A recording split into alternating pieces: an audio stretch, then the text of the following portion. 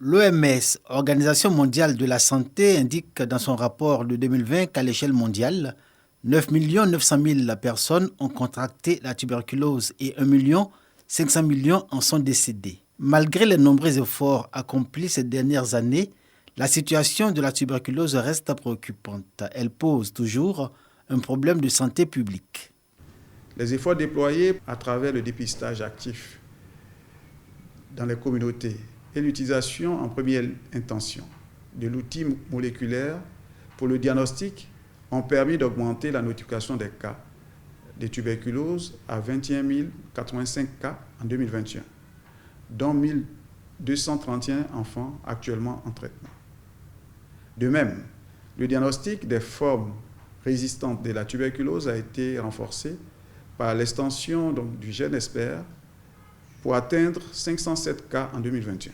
Ces formes graves ont eu leur suivi amélioré pour atteindre un taux de 78% de succès au traitement contre 72% en 2020. La tuberculose est la première cause de décès due à un agent infectieux derrière la COVID-19 et devant le VIH. Depuis l'année 2020, la lutte contre cette maladie est contrariée par la baisse de la notification des cas, les difficultés de suivi des patients et la baisse d'approvisionnement en médicaments ainsi qu'en intrants de laboratoire. La Journée mondiale de la tuberculose cette année 2022 recommande aux États d'augmenter leur budget alloué pour la lutte contre cette maladie. La prise en charge de la co-infection tuberculose et VIH-Sida, avec 99% des tests réalisés et 98% de patients co-infectés mis sous antirétroviraux. C'est dans ce contexte que le gouvernement tient à rassurer nos compatriotes sur le respect des engagements.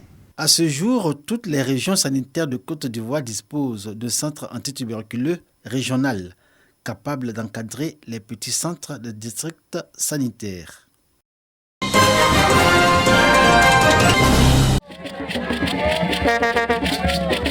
Aéroport Félix Houphouët-Boigny, portail du pavillon d'honneur. Une foule nombreuse pour accueillir la Miss Côte d'Ivoire, Olivia Yassé, désormais deuxième dauphine de Miss Monde.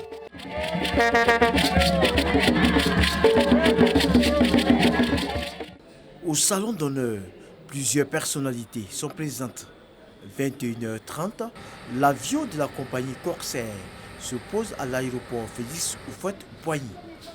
À l'intérieur, la reine de la beauté ivoirienne, devenue troisième belle-fille de la planète après sa prestation remarquable au concours Miss Monde.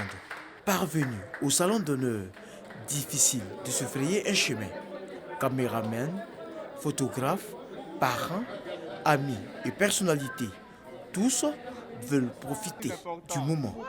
Une émotion que n'a pas du tout cachée Olivia Yassé. La Côte d'Ivoire, nous avons de très belles femmes, nous avons des femmes très intelligentes et je pense qu'à travers mon parcours, j'espère qu'elles ont vu à quel point il est important de travailler dur et de croire en ses rêves. Je pense qu'on aura une très belle Miss Italie.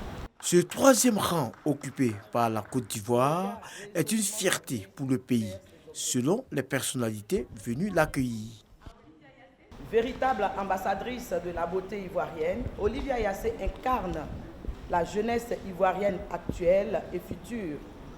Une jeunesse bien formée, ambitieuse, travailleuse, avec une force de caractère qui lui permet de relever tous les défis qui se dressent sur son passage, le regard résolument tourné vers ses objectifs. Mesdames, me charge également de féliciter les parents d'Olivia, Monsieur et Madame Yassé, pour l'encadrement qu'ils ont apporté à leur fille, pour leur détermination, leur abnégation à l'encadrer jusqu'à ce niveau. Sans vous, c'est vrai qu'elle a les valeurs, c'est vrai qu'elle est belle, elle a une tête bien faite et bien pleine, mais elle ne serait pas arrivée à ce niveau. Sans votre apport, sans votre soutien, Madame la Première Dame lui dit de vous dire merci et bravo, félicitations à vous, Monsieur et Madame Yassé. Olivia Yassé a été élue deuxième dauphine au concours Miss Monde dans la nuit du mercredi 16 au jeudi 17 mars à Porto Rico.